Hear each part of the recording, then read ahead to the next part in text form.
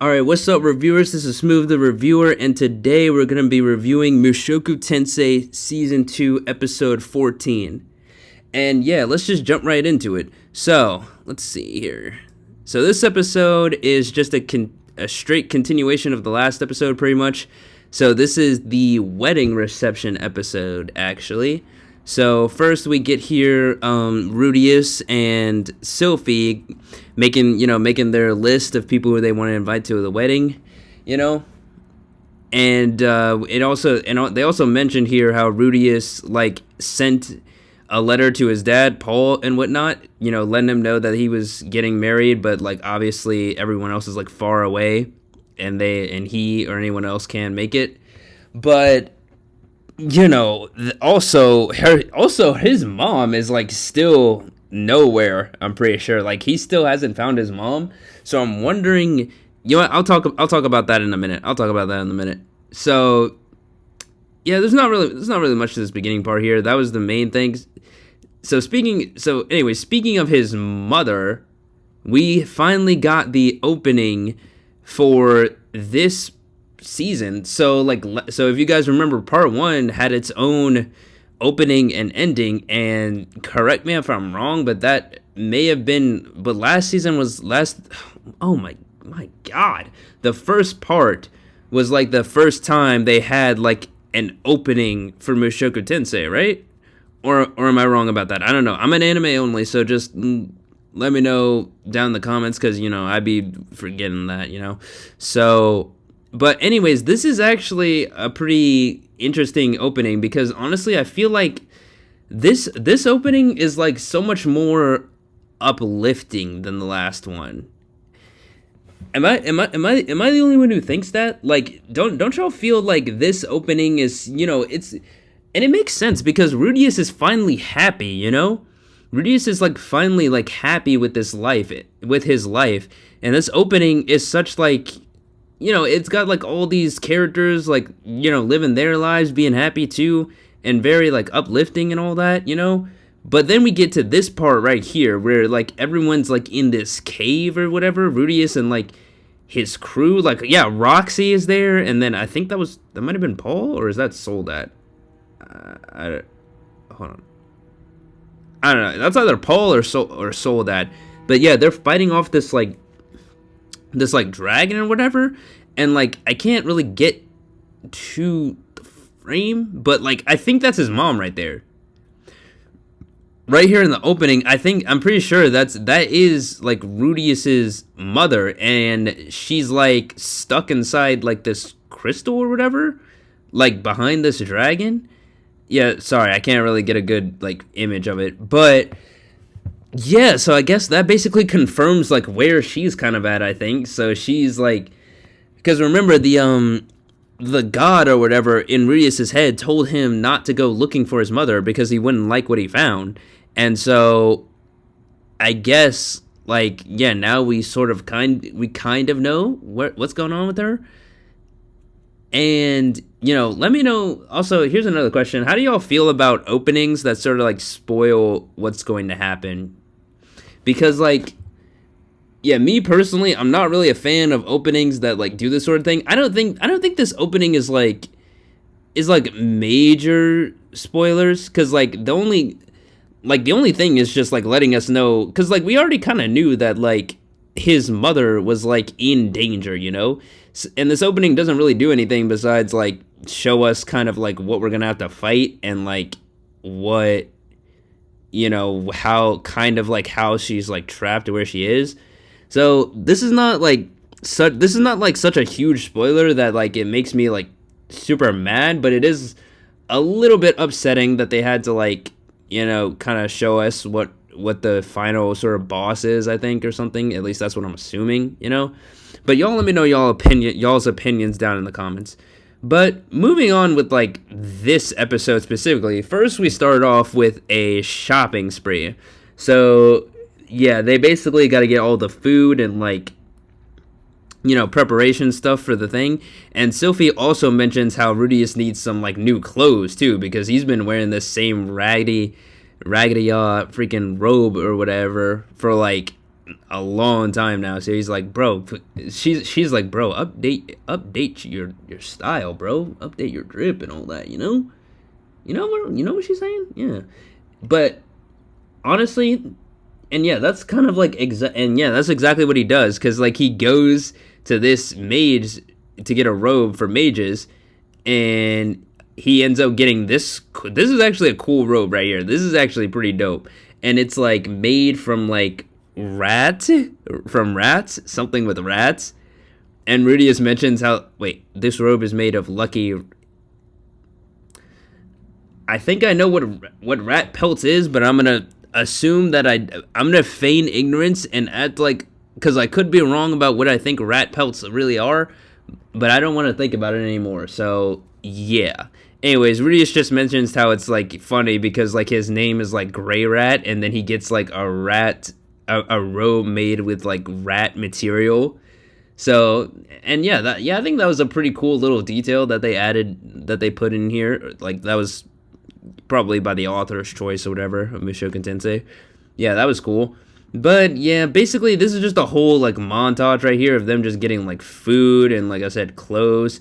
And honestly, I'm super glad that they did not like drag this shopping thing out, because you know how in some animes, whenever they go like shopping, they like show us like sort of every little detail of them like shopping, I guess it just depends on like the kind of like sort of story goes on, but when they have like whole episodes that's just like nothing but shopping, it's kind of like there better be like something else to it, But luckily that was just like a montage, and then we get to this like bath scene where Sylphie they're basically talking about how she learned how to cook from Rudius's mom and Lilia. And so she's like basically saying, also she says she has like money saved up from protecting Princess Ariel. And like, yeah, so Rudy, it's weird. It's like they were on a connection in their head, because Rudius was thinking like, hey, maybe I should go adventuring again because we might be low on money. But he also promised not to leave Sylphie. And then she is like immediately says like, hey, don't worry, I got money from my from being a bodyguard. But like Rudius didn't say that out loud though, so she just kind of just instinctively said that, which is interesting. And then she's like, oh, you're my ideal husband, And then she says, I love you. And then we get this. She gives him a kiss, and like if y'all watch the episode, the shot starts from like below the water and goes out of it. So it's like literally him. Is that his freaking like penis raising? I love these moments with Mushoku Tensei. I love it. But dude goes on to demon time. Like he's not from Rudius is not from the demon continent, but he may as well be a demon. This dude immediately grabs her, runs up the stairs. Look, this is the same face he made in part 1 also. He just runs up the stairs, throws her in bed. Oh my gosh, now I understand why this series is called Controversy Tensei. It's because of stuff like this. Rudius has not, even though Rudius is like has like matured as a character, he is still the same Rudius we know in certain aspects like this. He is still the same, even though he's becoming more mature and like becoming like wiser and all that. He is still Rudius at the end of the day, and he wouldn't be Rudius without that kind of doing that kind of stuff. So then we finally get to the party, and apparently Soldat wasn't coming, and then couldn't come because he was like busy. And then there was like another person, Genius, excused himself. Can y'all remind me in the comments who Genius is? I don't remember who Genius is, if I'm being honest. Anyways, everyone's here, and even like Nanaoshi, which Nanaoshi came out of her lair and like came to the party, Deception. That was pretty cool to see. So like, that this kind of tells that like her and Rudius have built like somewhat of a bond, to where she would, do this. And also because, they both come from Japan, but from through different ways and all that. So that's cool. But anyways, moving on from here, How much do I want to talk? So basically, Rudius gives this like terrible speech because he's telling everyone like, oh yeah, and this guy is there too. Bad body. I forgot, to be honest. Like, I forgot. Body Gotti. Body yada yada yada. You body Gotti. Okay. Now moving on. So he shows up late because he's like, I nobility has to make like a grand entrance and whatnot, which honestly kind of facts. I kind of agree with him. But anyways, he gives so like he gives this really bad speech because he basically says, though our youth will no doubt lead us to fall short at times, which is, and then I couldn't see this at first because like, I was reading the subtitles. But like you can literally see in this panel right here, everyone's face just goes sour because it's like, bro, why are you speaking like something's gonna happen, And this is honestly a note I should probably personally take for like the future. I think this is a note for like all of us to take. If you're giving like a speech like this, dude, don't talk like something bad will happen or like sort of jinx anything. Like you gotta speak. And like, see, the demon, I'm gonna just say body, yeah. And see, look, body even like acknowledges it. He's like, he puts his hand on his shoulder and is like, bro, listen, just say you're happy and you love this girl, okay?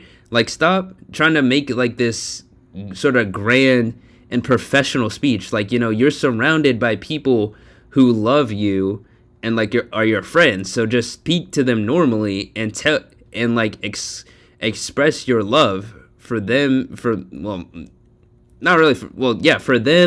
and like your wife too, and so immediately lines up again. Everyone's like just eating their, the Dodia twins fighting, eating, and then potato chips, right? Nana Oshi's just sitting over here eating potato chips because like Rudius mentioned they had him earlier. And like that is honestly what I expect from the character, I love, and that's another thing I love about this sort of episode. It's like everyone, we have basically the entire cast of people who's like closest to Rudius, at least right now, and all of them, act and how they're supposed to. They all have like sort of different personalities and like they all get their like little moment to like shine. Like Julie over here, she's like copying Zenoba and body, which was exactly like her. You got Elise and Cliff, and like we're about to talk about that in a minute. And like, side note, what is up with these guys and mentioning kids?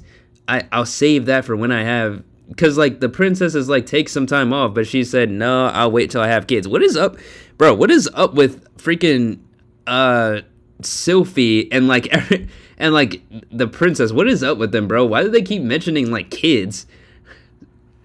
I don't know.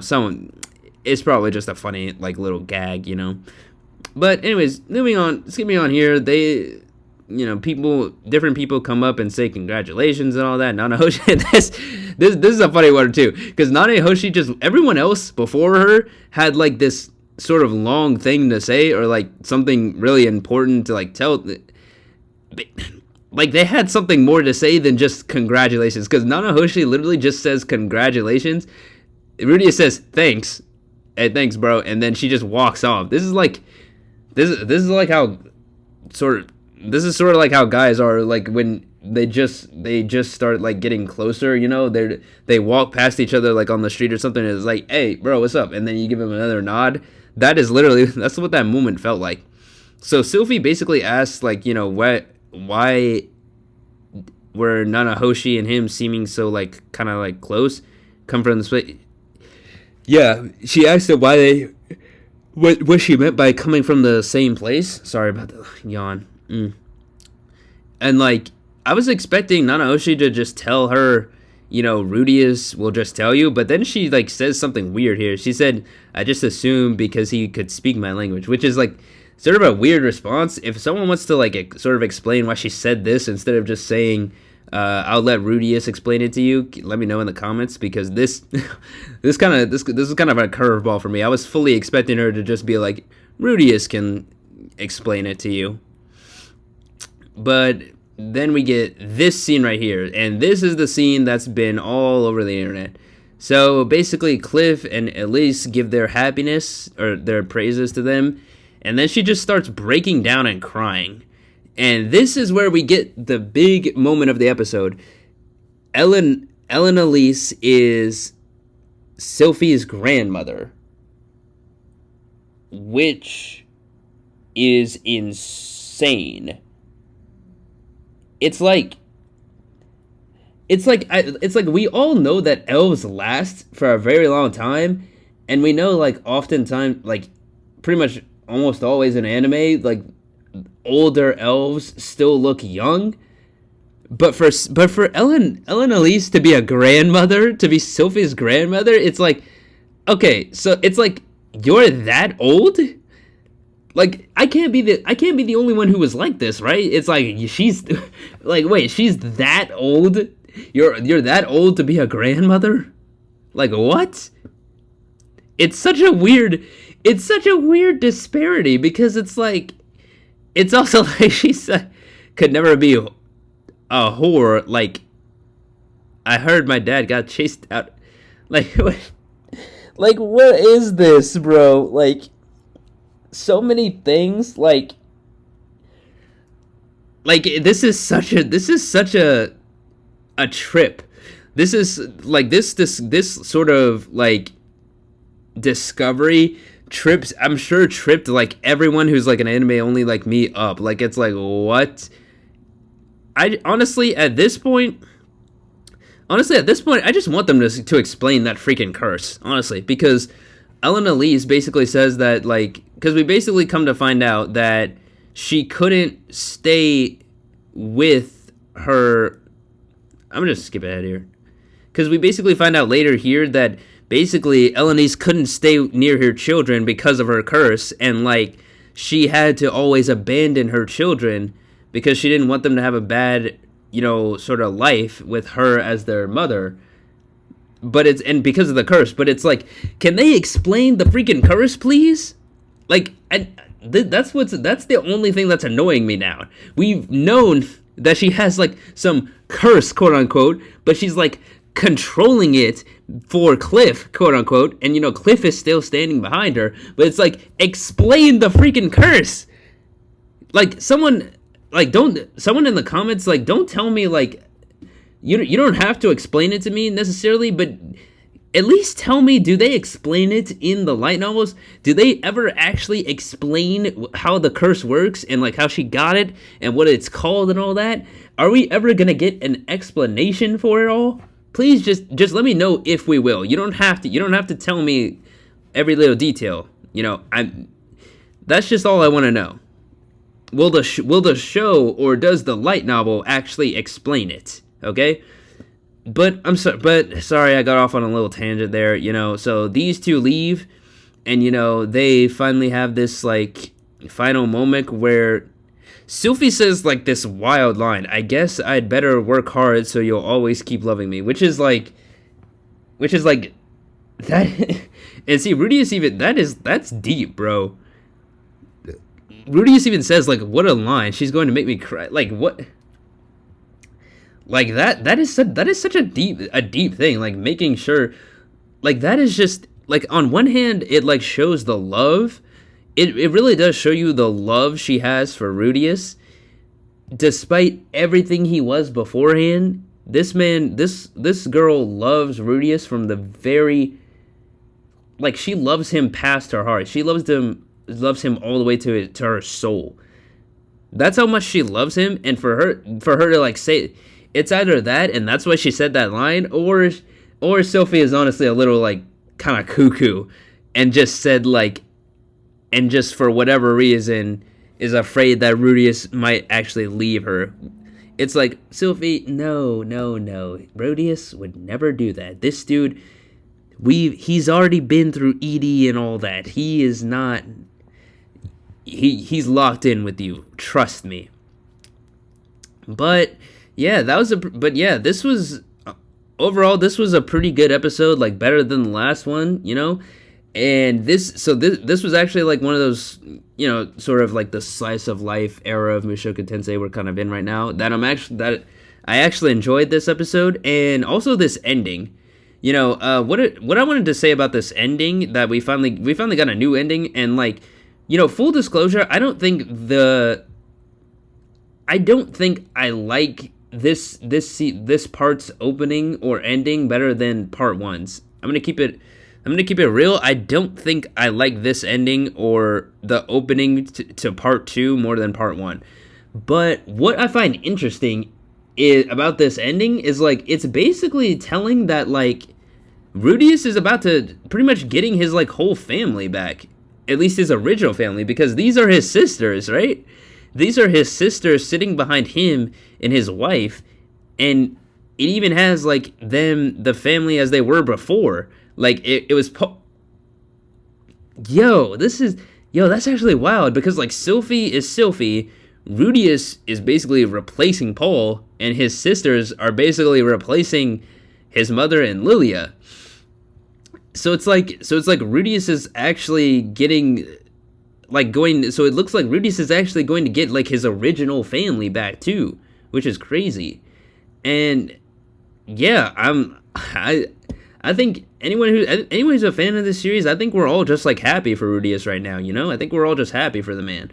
But let me touch on the final thing here that I kind of skipped over. So basically, the princess asked Rudius to like duel Luke, and honestly, the whole reason because of this was just to make sure that Rudius was, actually worthy of being with Sylphie, if he was actually capable of protecting her. And we've seen this 1,000 times over. Some sort of person close to like the bride or husband, doubts the other person if they're willing to like stay and protect them. And so it's something you've seen 1,000 times over. But I just thought I'd mention that happened in this episode, and like I feel like Rudius is a little stupid for not catching on sooner. Like Rudius is like worried as to why the entire time. And, like, honestly, I'm surprised he didn't immediately catch on, like, that's what their plan was. It kind of dumbs down Rudy's intelligence a bit. I don't know. Or maybe Rudius hasn't really been intelligent ever. Who knows? Y'all can tell me in the comments. But anyways, yeah, that's it for this episode. Again, I enjoyed it, and I look forward to next week. So thank you all for watching. Be sure to like, comment, and subscribe, and I'll see y'all in the next one. Peace.